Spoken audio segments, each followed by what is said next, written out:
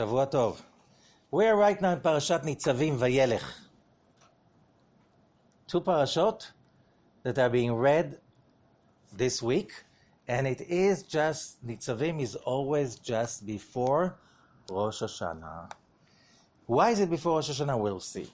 It says, because it says so. Where does it say so? In the parasha itself.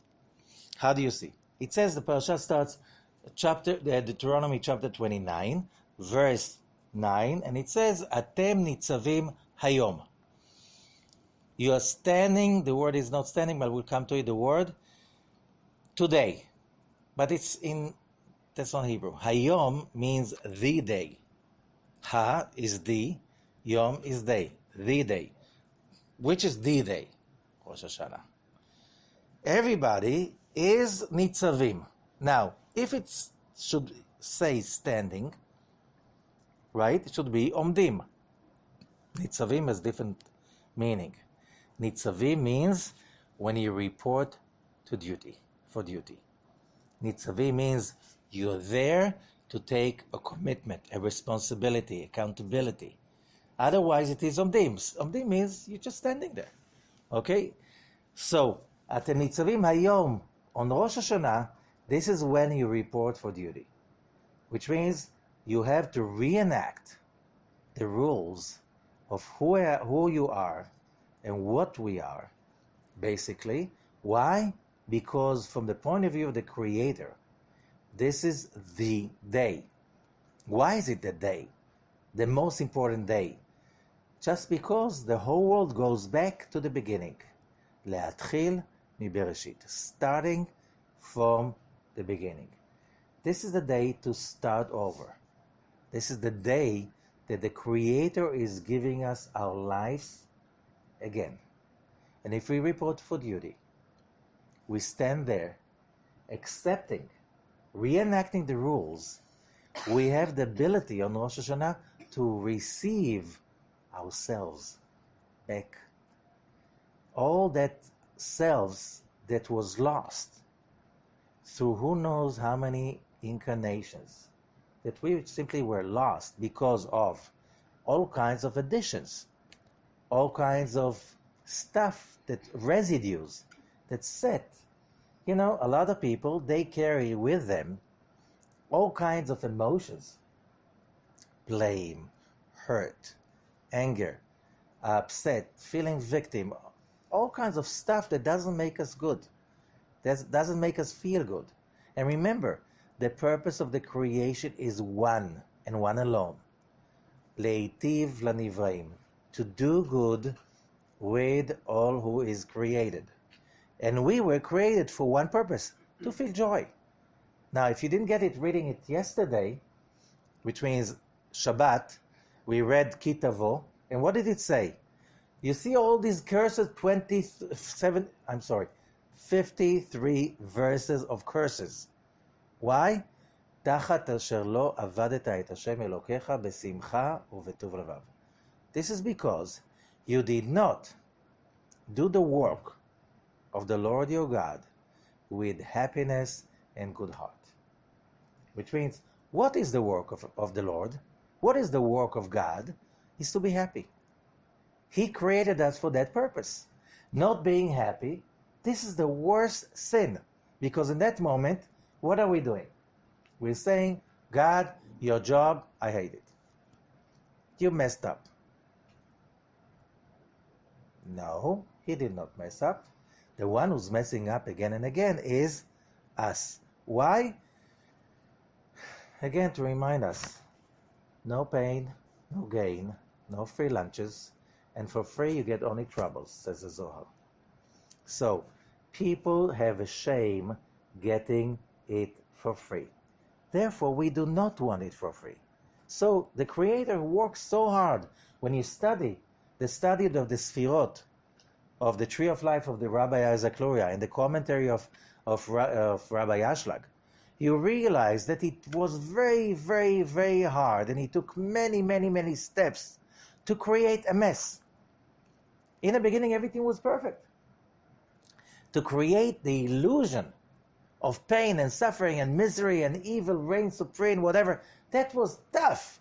That was a lot of hard work to create a bubble of a mess that when we stuck in that bubble, we think this is everything.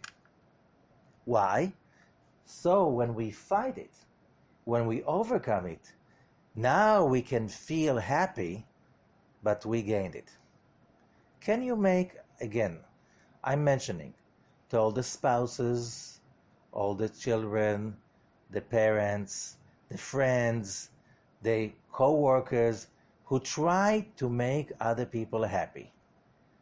And you realize that you really cannot make other people happy. You cannot do it for someone else. You always have to do it for yourself. You can give the inspiration to others, because when you're happy, so the other people either are being very intimidated by that, or they try to follow you. Okay? Why? Because you remind them what they should be. And you remind them they have to report for duty. And when a lot of people don't want to, they'll do anything to put the blame on somebody else and not taking responsibility for anything in their lives. Why do they do that? Because this is the job of the evil inclination. This is the job, you call it the evil inclination, Satan, the opponent, the dark side, the other side, the Sitra Achra, whatever. We know who we're talking about. This is the part that we get the moment we're born, and he's with us till the day we go. Why? So we don't have free lunches. He will always try to mess it up. He will always try to make it sour, bitter, upsetting, whatever. And our job is to laugh in his face and to be happy. That's our job. And to find the whole, to find the completion, to find the truth, the bigger picture, because when we do that, that's the real worship of the Creator. When we worship, he needs somebody to bow down to him. He's okay. He's okay if we bow down to him, or if not, doesn't make a difference for him. He's endless. So why does he needs us to work for him? Because he created us to be happy. And when we're not happy, we're not doing the job. When we're miserable, we're guilty, when we feel we put blame on others, we're not doing the job. So either you're lazy and you don't do the job, and then you blame the whole universe, especially the Creator. And I've said many times, when you blame somebody, that's his fault. One finger points at him, one at, why did you let him do this to me? And 3 point at who? Yourself. Why? Wake up. He created you, he with a big H, created you so you can become a co-creator. What does it mean, a co-creator? He made everything almost perfect. You just have to put the setup, like you buy a piece of furniture by IKEA, and you bring it home and you assemble it together and you say to everybody, you build it. Did you build it? No. You didn't cut the pieces and brought all the stuff together. You just assembled it. But it feels so great. That's what the Creator gives us. Most of what we do is made by the Creator. He just brings us to the place of putting the dots together. How many times we do stuff and we're talking about the history of science, the history of inventions, the history of everything, and it comes in our face. It's like somebody invented it. What do you mean invented it? He invented it in. Where did he invent it in from? From outside the box. What's outside the box? The Creator is outside the box. He gave it to you by just you let it in. Let it in means you saw it and you said, there must be something good about it. And then, whoops, the light turns on. Who turned the light on? You did. You have to turn the light on, and then you see that whatever looked before a mess, how many inventions happened by coincidence? Okay? By people didn't intend doing this, they tried to get something else came out. Instead of throwing it to the garbage, so there must be something good I can do with this. And then they found it. This is the history of science. This is the history of innovation. This is the history of business. You try one thing, you make the effort, and then you find yourself doing something else. Every businessman who's really good one. I'm not talking about the complainers. I'm talking about the ones just do what comes on their way.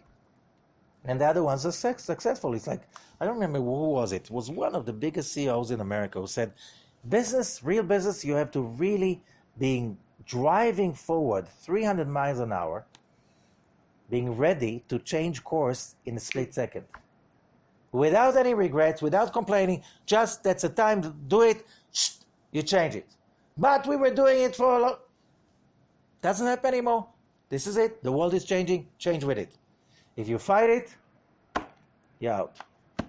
You snooze, you lose. That's you can't. You have to be awake. You have to be awake and to let it in. Okay. So when it says so, Atem Nitsavim Hayom, Rosh Hashanah is coming, and you have to report for duty, saying, I'm here to do the job. And what is the job? To be happy. To find the good in me. Now, the month of Elul is the time that it's the easiest to do it, the energy in the universe. If you're looking for the good, you will find it. So then you can disassociate disassociate from the evil, because we all have evil. And the person who will say that he has no evil, you should really be careful next to that person, because that's scary. My rabbi used to say, I'm afraid the most of the people who already got there. The people who think they got there. Which means they have nothing wrong in them. It's everybody else's fault. They can make horrible stuff. So, it says, Atem Nitzavim Hayom, today, Kulchem, all of you, Lifnei Hashem Elokechem, Rashechem, your heads, Shivtechem, the heads of your tribes, Ziknechem, your elders, Shotrechem, your officers, Kol Ish Yisrael, all men, person of Israel. Tapchem, Neshechem, the children, the women, Gercha, the converts, Asher Bekev Machanecha Mechotev Etzecha, from the ones who cuts the wood, Ad Shoevemecha, from the ones who the water bearer. Everybody is here. But then he says also, the ones who are here, the ones who are not here, which means everyone was there. Because everyone was there. The ones who were in body, the ones who are not, everybody is under the same agreement, the same covenant. What is the covenant? We're here to find the good by ourselves. Why? We can't do it. Just take the good just take it. Because we have the image of the Creator, and the Creator, since He doesn't need anybody's favors, remember that, we can't stand being dependent on somebody else's favors. It's very nice when somebody is very generous, when he gives you a gift.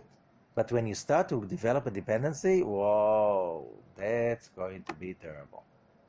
That's a shame of receiving something that you don't really deserve. Can't really enjoy it. So whoever knows some Kabbalah knows that the moment you get something that you didn't earn, what happens? Tzimtzum, shut down. So you have a high and then a buy. So let's say you want to get a high because you had a lousy day. You come home like you see in American movies and you drink yourself the scotch. Okay? And you drink it. And then you're high. And then, what can we do? How long the high goes for? Depends on the person. But then you have the morning after. And it's not so high. Why it's not so high? Because you didn't earn it. Oh, I paid it. It's a very expensive scotch. Yeah, you paid for the taste. But for the high you have to achieve by yourself. When the scotch becomes your God, or the cigarette, or some foods, or whatever kinds of addictions we have, this is the problem. Oh, today is the smartphone. This is your problem. This is a problem because you get a high artificially of dependency. And that's what we want to remove. All of these dependencies and addictions on Rosh Hashanah. So, So then Moses continues, this is a covenant. That you come in this covenant, you have no choice. Velo itchem levadchem, I'm jumping to verse 13. Velo itchem levadchem anechi koret et habrית hazot. It's not just you alone I'm making this covenant with. Ki et asher yeshno po imanu omed hayom, verse 14. Because it's the ones who are here with us today, standing today, and the one who is not here. Every single soul is part of that covenant. And that's why it says in the famous prayer known by Rabbi Amnon of Magetza Netaneh Tokef, and it says, Berosh Hashanah yikatevon Yom Tzom Kippur yichatemun. Who? On Rosh Hashanah they will be written down. On Yom Kippur they'll be sealed. Who's to life, who's to die, who's by fire, and so on. But it says before, who is that? Every human soul. You know it or you don't know it, you're part of the covenant. It doesn't matter. If you're tall, you're short, your skin is dark, yellow, whatever the color, it doesn't matter. The rules apply to all of you. It says so. All of you. You want to be happy, you have to earn it. Earning it means you have to remove the illusion of evil, the illusion of selfishness. Why selfishness is evil? Because we know evil in Hebrew is Ra. Ra is an issue of Ratzon Atzmi, selfish desires. That's where it starts, when it finishes. What's wrong about selfish desires? You know what's wrong with that? Because the Creator is everything but selfish. How do I know? He nurtures all of us, the whole universe. Every atom is nurtured every split second, again and again and again. So, He is the endless giving. You want to connect to endless, you have to be endless yourself. If you're selfish, you're finite. The moment you're finite, you're dead, because you're evil. Evil doesn't have to be somebody who just steps on people. It could be just that person who just does it just for himself. And he didn't step on people, he didn't have an opportunity yet. If he's selfish, just giving the opportunity, he will step on people. Don't worry, people do that. Just give them the power. Give them the opportunity. Take a little person that was so nice, never hurt anyone, and give him the key. He'll make sure he will lock it in front of everyone. How would you know I have the key? If I don't lock it in your face. Or he will do something worse than that. So go to the history of mankind, you know what I'm saying. And then it says, however, unfortunately, could be, there will be amongst you, that's in Deuteronomy 29, verse 17. Could be amongst you a man or a woman, or a family, or a tribe, shevet or mishpacha or shevet, asher levavo poneh hayom im Hashem Elokei, that his heart turns away from the Creator, to go and to worship the other gods, the gods of the nations. Pen yesh bachem shoresh pore rosh vela'ana. Now, it's 4 words. That's a kind of a very weird to call someone in a 4 words description when you want to tell in Hebrew that someone is an obnoxious person, doesn't listen, there's no hope for him, you say shoresh pore rosh vela'ana. But what does it mean? If you try to go in, it's like the simple thing is just the last word, la'ana. La'ana is absinthe. It's a bitter, very bitter herb. That's with a high dose that is deadly. It is deadly. Okay? Now, when a person is, why would somebody go against the Creator? Only because it's bitter. Happy people, they love everyone. And they're open. They're open. Why would somebody hate the Creator of the universe? Somebody who created you, by the way. Okay? Nurtures you every second. Why would somebody do that? Why would somebody be that stupid? only because it's blocked with a lot of negativity. How do we remove that? The reason, the secret is, if you read the initials of Shoresh, Pore, Rosh, Velana, Shoresh, Shin, Pore, Pei, Rosh, Reish, Velana, Vav. We get the word Shofar. Shofar is the secret weapon to uproot, Shoresh, it starts with the word Shoresh, root, to uproot the evil within each one of us. This is what the shofar is about. Shofar is a tool, is a power. Same number as tokef. Tokef, shofar, same number. Tokef means strength, force. But it's also tokef. If you just read it with different what do you call it? The balance of the word. Instead of tokef, tokef, attacking. How do you attack the evil within you? 1 day a year, 2 days a year. We have the shofar as a tool to attack the evil and to uproot it. What a gift. What a gift. That's what the shofar is about. So you see, Parashat Nitsavim is being read always before Rosh Hashanah. Now, the Shabbat before Rosh Hashanah. Why is it important? We know there's something very special about the Shabbat before no moon.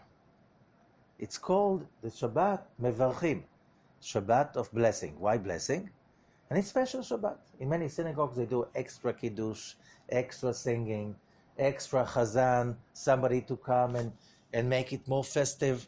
Why? Because we're blessing the new moon. What do I mean blessing the new moon? The Shabbat before the new moon, it's called Shabbat Mevachim, Shabbat that we bless the new moon. How do we bless the new moon? We simply say, there's announcement.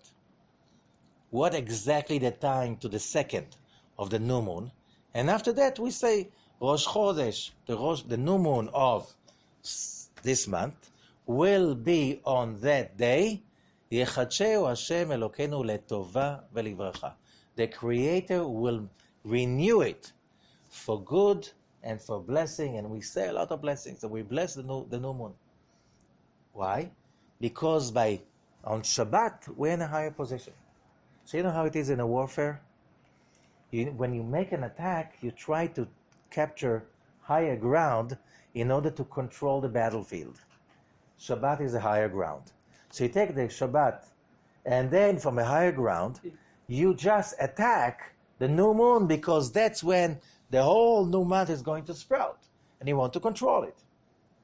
That's why you have to know the birth of the new moon, the moment. Knowing is connecting, knowing is controlling. We know today what is the most expensive commodity in the universe? Knowledge, right? Once it was real estate, today it's knowledge.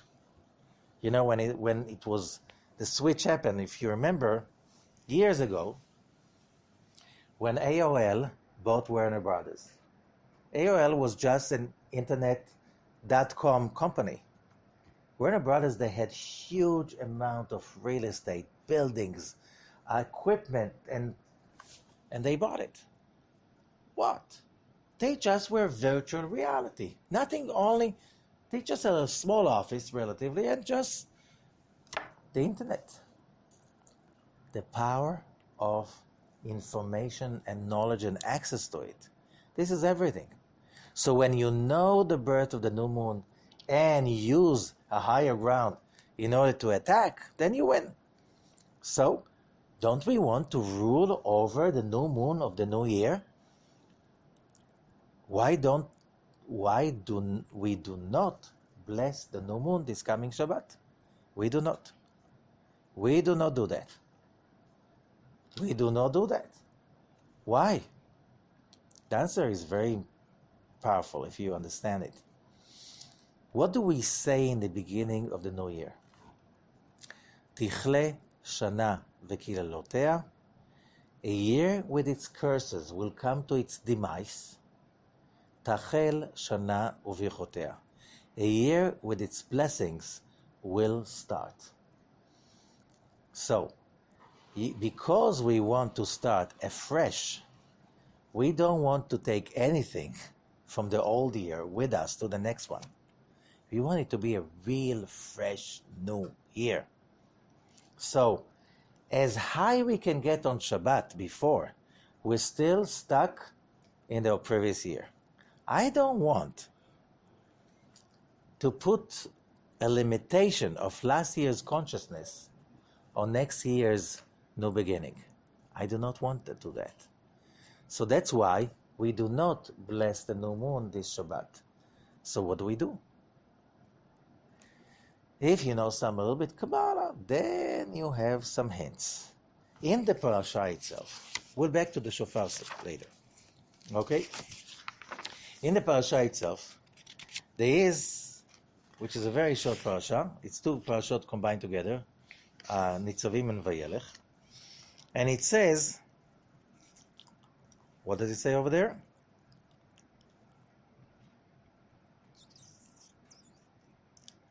Okay. It's chapter 30 and verse 27. Okay? And it says over there that the word Vayashlichem el eretz acheret, it looks like a curse. And he threw them to another country. But in the word Vayashlichem, there's a huge lamed. In the middle of the word, there's a big lamed. It's like you look at the parchment, comes out. What is this big lamed? If you know some Kabbalah, you know Sefer Yetzirah, the Book of Formation. The Book of Formation teaches us that every month was created by a Hebrew letter. And the month of Libra, Tishrei, was created by the letter Lamed. Okay?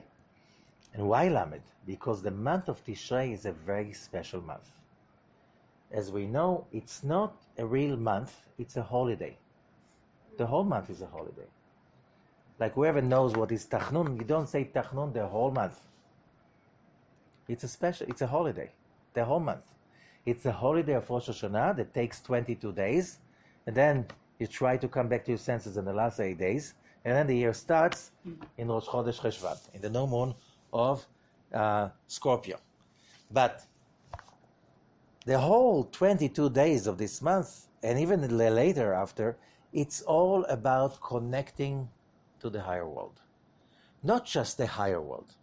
Usually every day along the year we have to connect every moment to the higher world, but we are in the level that is called Malchut, Olam Asiyah, the world of action, the physical world, the world of desires and stuff like this, and we just have to make a little hop to the world of spirituality, the world of spirit, which means just go above, just overcome negativity, overcome selfishness, overcome anything that disconnects us from basically connecting to the endless of the universe.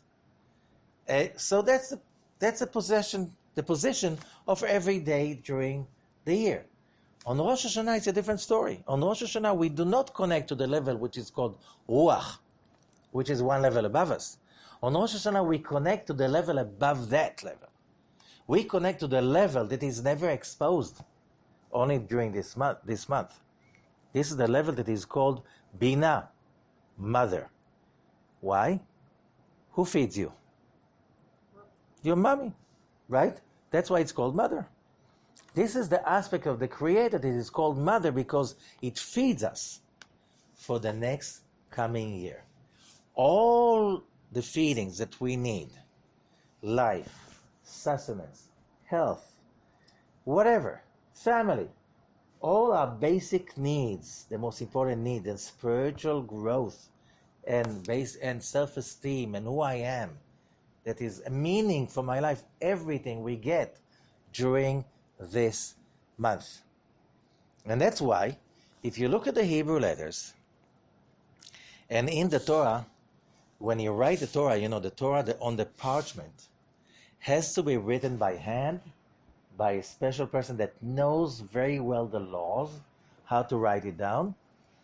And on the parchment, the lines have to be marked, etched on the parchment. That's part of the halacha. That's part of the law. If it's not etched on the parchment, the Torah won't be kosher. Why? So you write within the line. Every Hebrew letter but one fits into the line. There's one letter that does not fit into the line. Lamed. This letter has a vav. It's like a kind of a curved cuff, and there's a vav stuck on top of it, that this vav goes all the way up to the line above. What is that about? Because the lamed has a special power to connect where? To the upper world. And if you didn't get it, a bigger lamed, a big lamed, large size lamed, most of the letters in the Torah are medium size. There's some small size, some big size, large size. The large size shows about connecting to Bina. So, when we read the Torah and we come to the word Vayashlichem, the big lamed, this is our opportunity to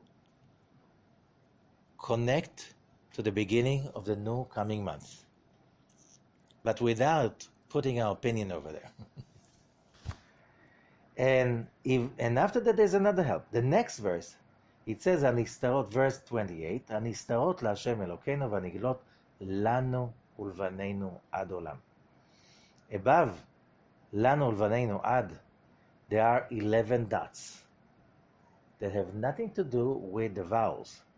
These are dots, and there are 10 times dots. The whole Torah, there are only 10 places that are dots. And what is a dot?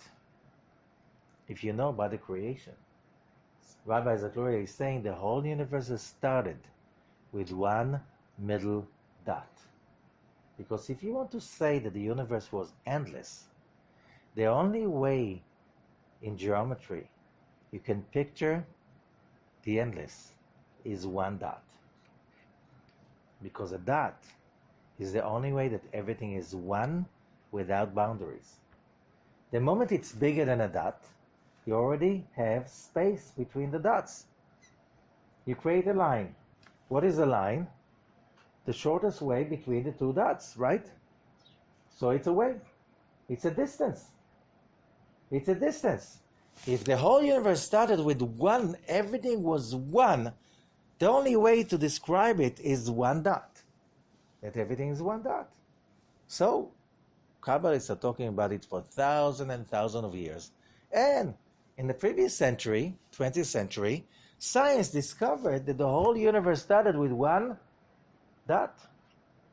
And then there was a Big Bang. Why did the Big Bang happen? I don't think they can figure it out. I don't think they even tried to figure it out. But everything was one. All the universe. Not just me and you. Everything.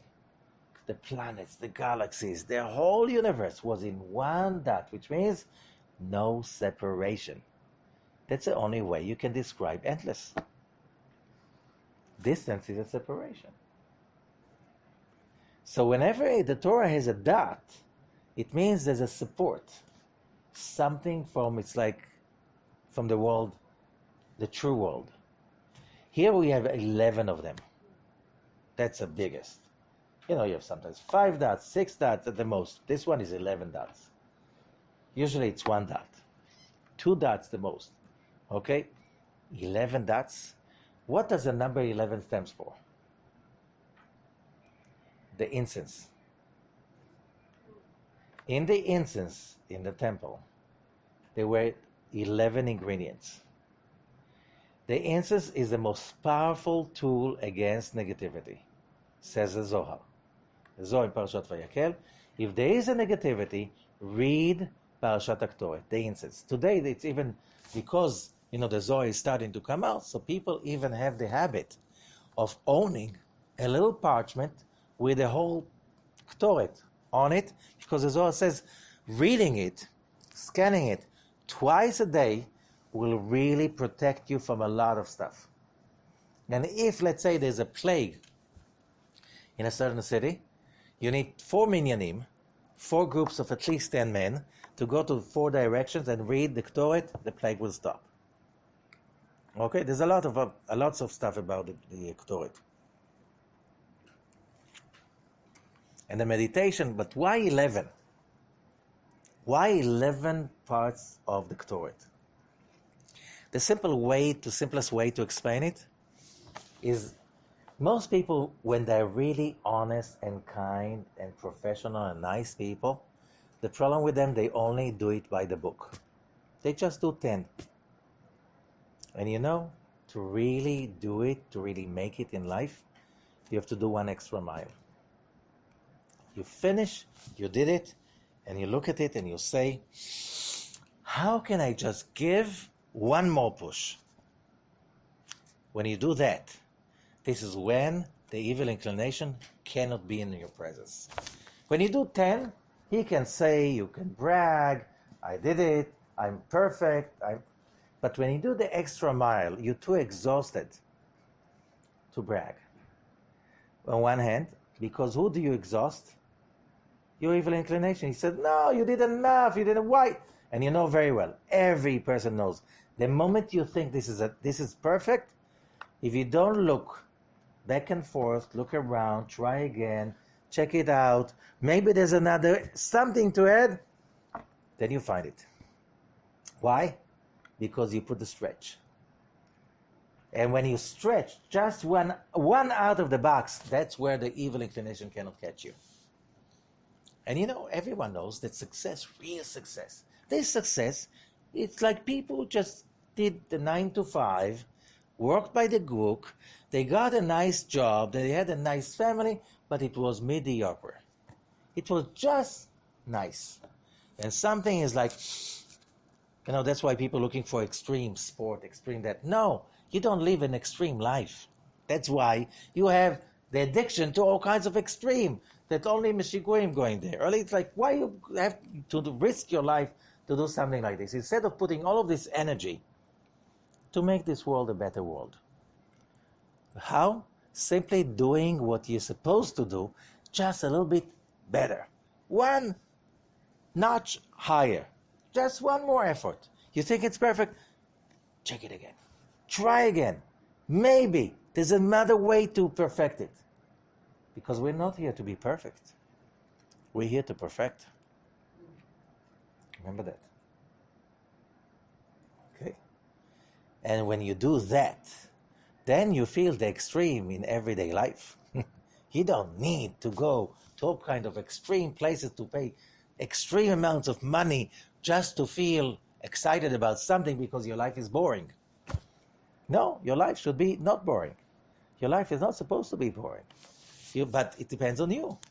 Every clerk, every person who has the most boring job, sometimes the person dies, goes away, retires, whatever, and somebody else comes in.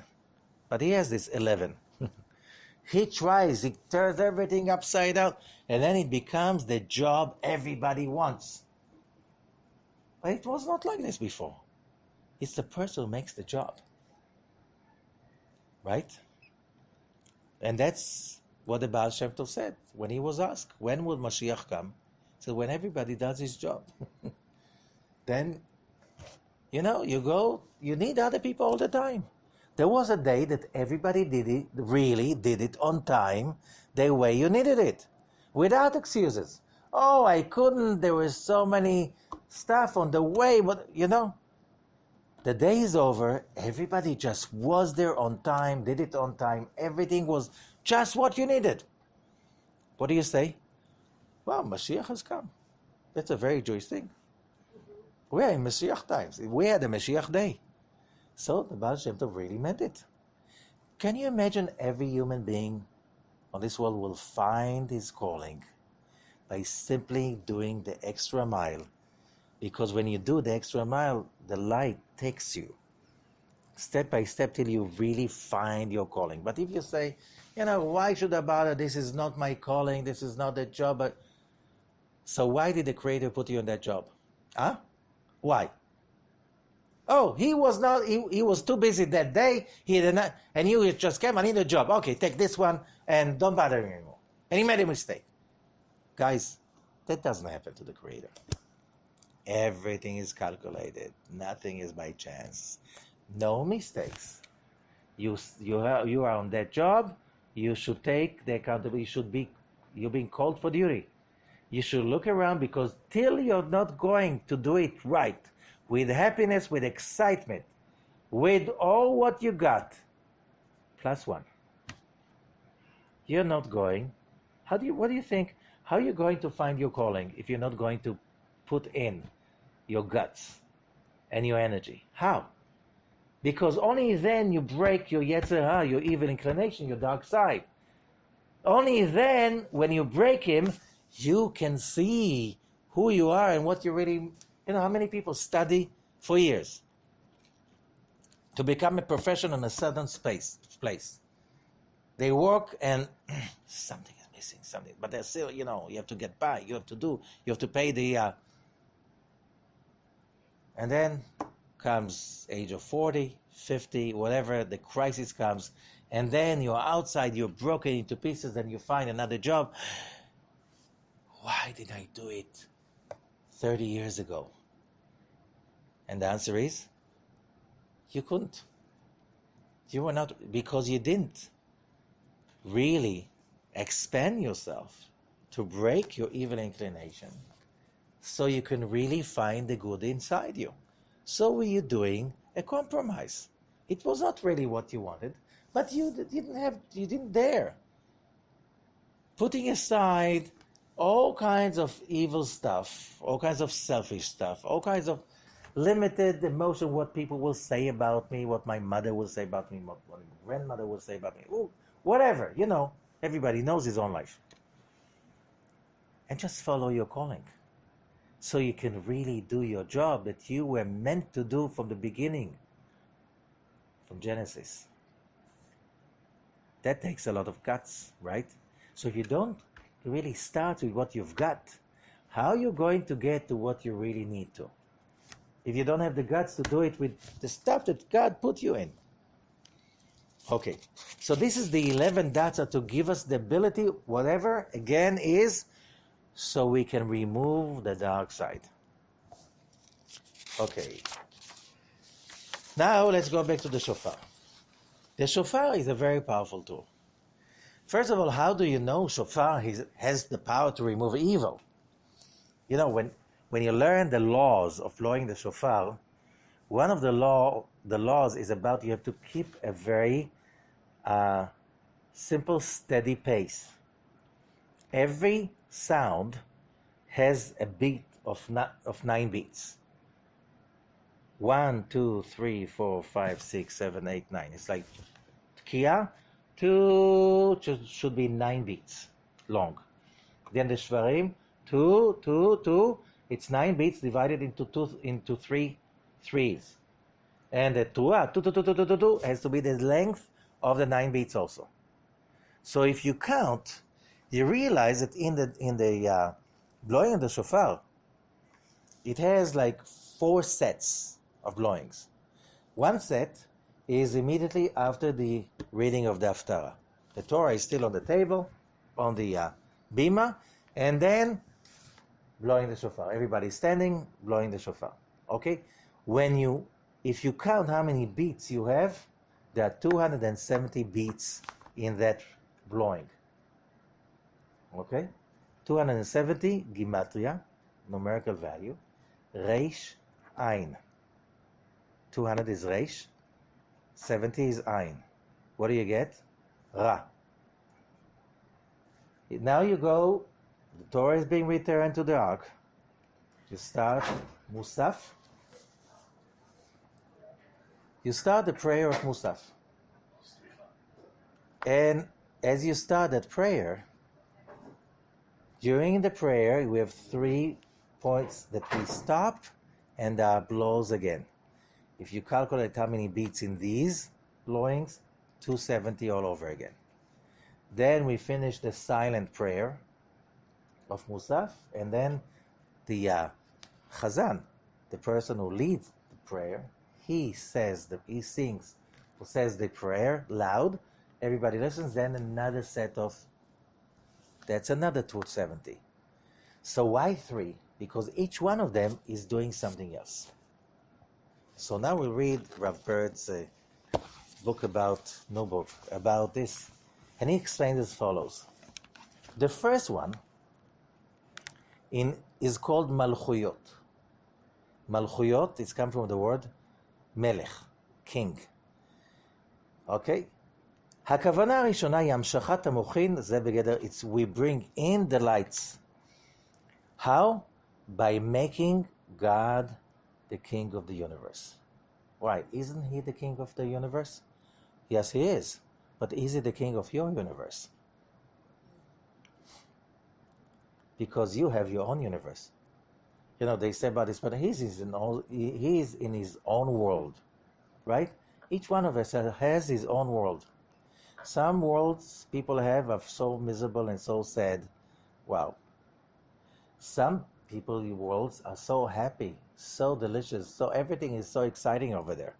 Who creates it? We do. Every person's world is a result of his own imagination, his own dreams, his own efforts, his own hopes, aspirations, and his own day-to-day work. First of all, who am I? What am I? And what do I choose? What does it mean, what do I choose? It says in this parasha, I am giving in front of you today life and good, death and evil. And I offer you to choose life. Now, that's very, very simple. Very, very simple. You have to choose. If you want to own it, you have to choose it. If there's no evil, it's not a choice. So it's not yours. If it's not yours, it's evil. Because whatever you have and it's not yours, it's evil. It doesn't make you happy. It cannot really make you happy. Not for long term, maybe for short term. That's why it says do not steal. Do not kill. You cannot get a real lasting fulfillment and self-esteem just by stealing. You have to pay for it. You have to work for it. This is the time that you put the Creator as the king of your own world. If he's the king of your world, which means he's involved in everything. You know what does it mean? There were no mistakes. Whatever happens to me in the previous year and the years before, there was never a mistake. Everything that happened had to happen for a purpose, to bring me to a place that finally I will stand for duty, report for duty. Be there to take the responsibility to become the person I was meant to be.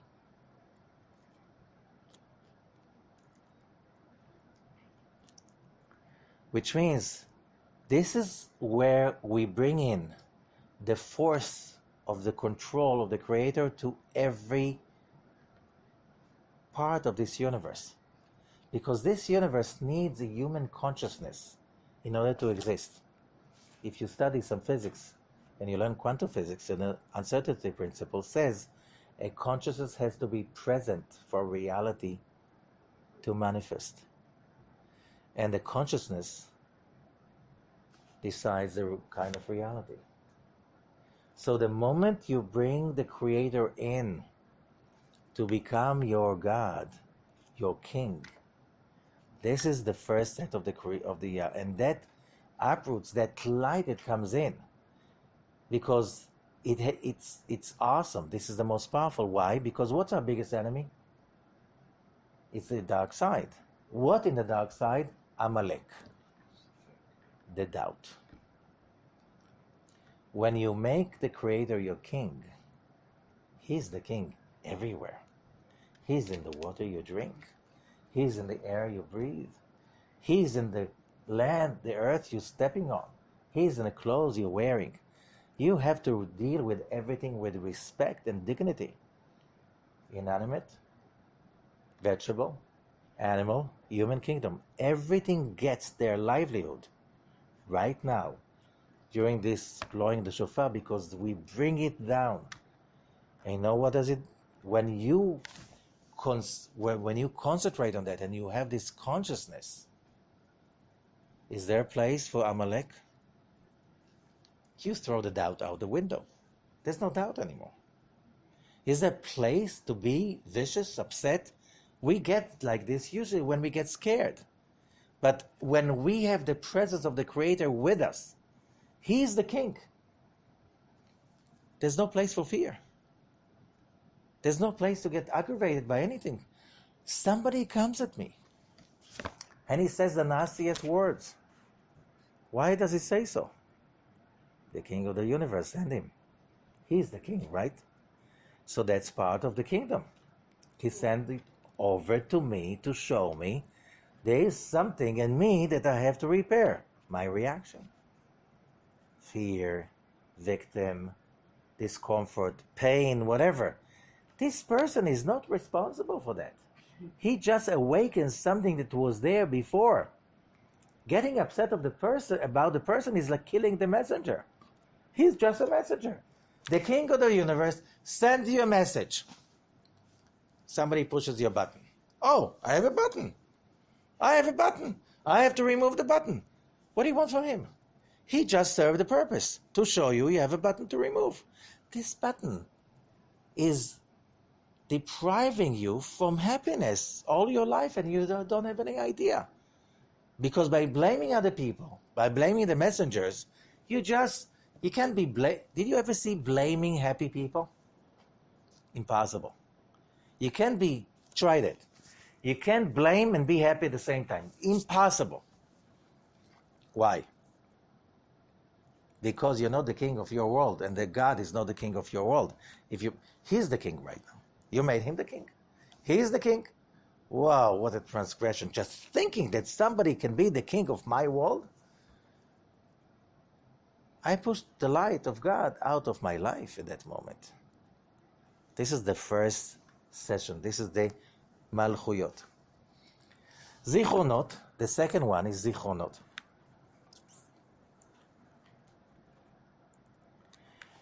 כדי שיבוא לפני זיכרונכם לטובה. מה זה זיכרונות? מיתוק הדינים. Okay. זיכרונות means memories, but that's, what can I say? English is not this word. It sounds like memories, but the shoresh for the word זיכרונות is Zayin Kaf Reish, Zachar. Zachar is male energy. What is male energy? Male energy is creator energy. Okay?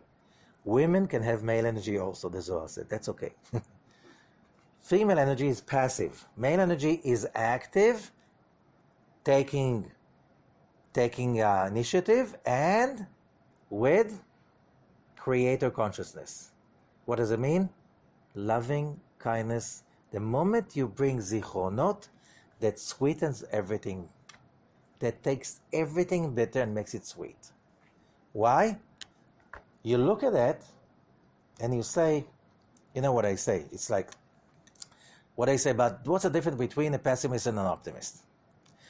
The pessimist, he sees the half-empty cup, right? And he whines about it. The optimist sees the half full and he goes to rest. The Kabbalist sees there's half empty, half full. He looks at the half full and he's thankful for that. He looks at the half empty and he says, wow, we have a lot of work to do. We have to fill it up. Let's get to work.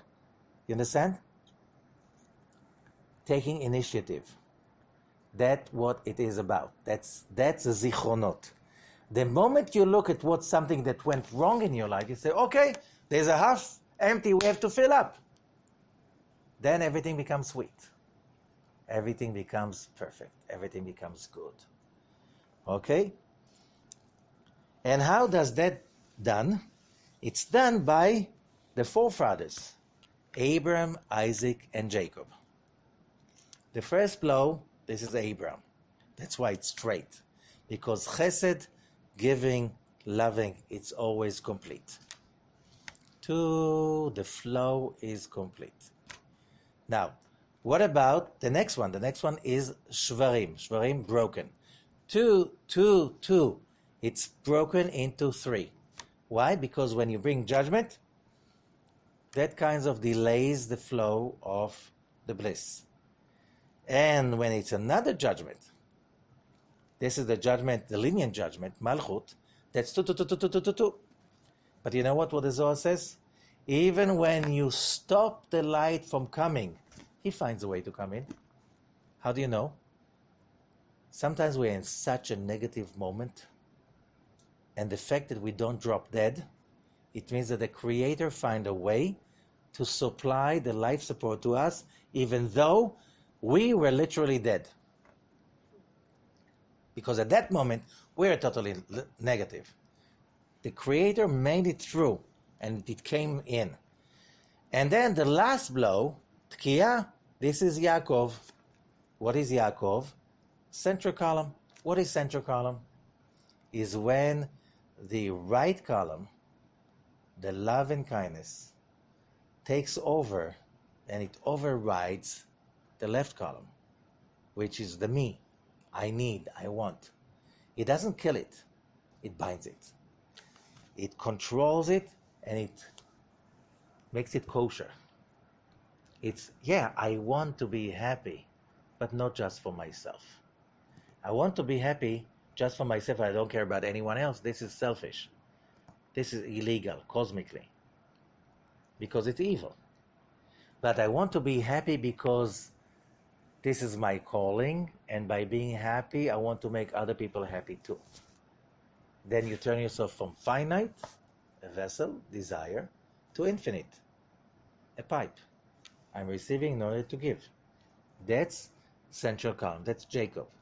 And that's why we read the story of the binding of Isaac on Rosh Hashanah. Because this is where it happened. That Abraham, chesed, loving and kindness, binds Isaac, the judgment. And when he wants to kill him, the angel of God says, don't touch the lad. What lad? He was 37. Yeah, but lad, the nar, the word nar means somebody who's like, he has no control over himself. That's your left column. The moment you bind it, you don't have to kill him. You can use him. You can harness him. Like any force in nature. There are some deadly forces, but if you harness them, you can achieve so many achievements. Okay, so the last one is Shofarot. By doing that, but putting us back into this place of balance, by overruling the giving, every place that we just took for ourselves, and then we get bitter. And then by looking at it and like, no, let's do it again. I'm willing to do tshuva. What is tshuva? I'm going back, returning to that moment in time. And I want to do it right. And I just become the person who does it from a place of loving, kindness, control. This is the new me. Shofarot, the third kavanah in the shofar, this is mixing up the Satan. How do you mix up the Satan? So the understanding, as we said, because we uproot the evil within the person. And during the blowing the shofar, the blower, says the Arizal, the blower, the one who blows the shofar, he has to think that he's in a level of Binah, the source of light. The shofar is the ranpin. This is the pipes that bring in light into our lives. The problem is, there's a lot of dirt accumulated in the pipes. That's why we don't have, the easy sustenance. We don't have the easy way with the family. All of this is because of blockages. How do you open it? You open the pipes. That's what we do. The Creator, when the guy blows the shofar in the synagogue, he is representing the Creator trying to open the blockages for us. What do we have to do? Simply cooperate. Let go and let God. Release whatever blocks you.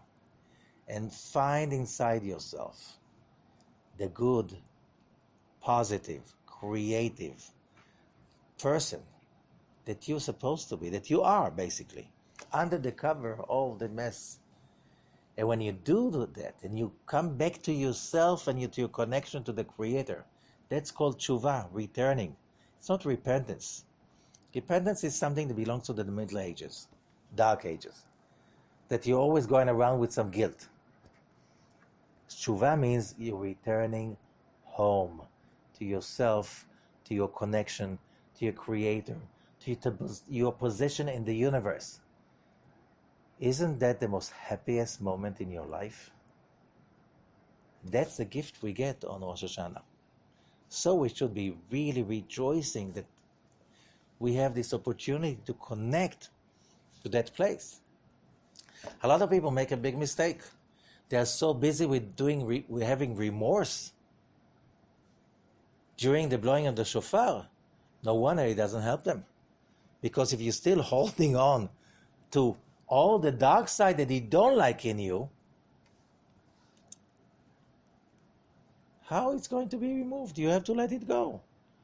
Just as the Maimonides says, the Rambam, you just have to become a new person. And that person that will never do that stuff anymore because of recognition, because of knowledge, because of wisdom, because now that I'm reconnected to my King, to my Creator, I'm so happy to be who I am. And I'm so happy that I got rid of the old me. And when I'm so busy focusing on what I do want, then I let go of what I don't want. That's the secret of Rosh Hashanah. Oh yeah, I have to remember what I did wrong. Only for the purpose, not just to stand there with the remorse. That's incriminating yourself in court. That's why it's not allowed in the Jewish law to mention anything bad about yourself. It's like you come into court and you admit. What do you do? Go to jail. That's it. You admit. No, you have to mention the person you want to become, the Creator is giving you the help, becoming that person. And you know what?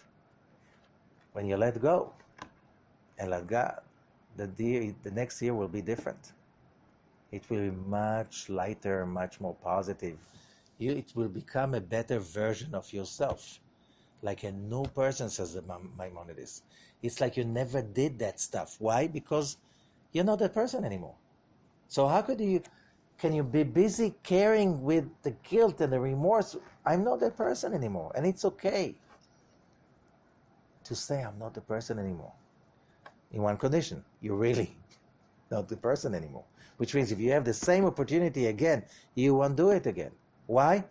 You're not stupid as you've been. You grew up. You're wiser. You're more powerful. So there's no end to the study we can do for Rosh Hashanah. But Antem Nitsavim, Ayom, this is the parasha. We get that power to prepare ourselves to the great day of Rosh Hashanah. So, Shavua Tov, Shana Tova, a great new year to all of us, the whole world. So, it will be a great, amazing new year. Thank you so much.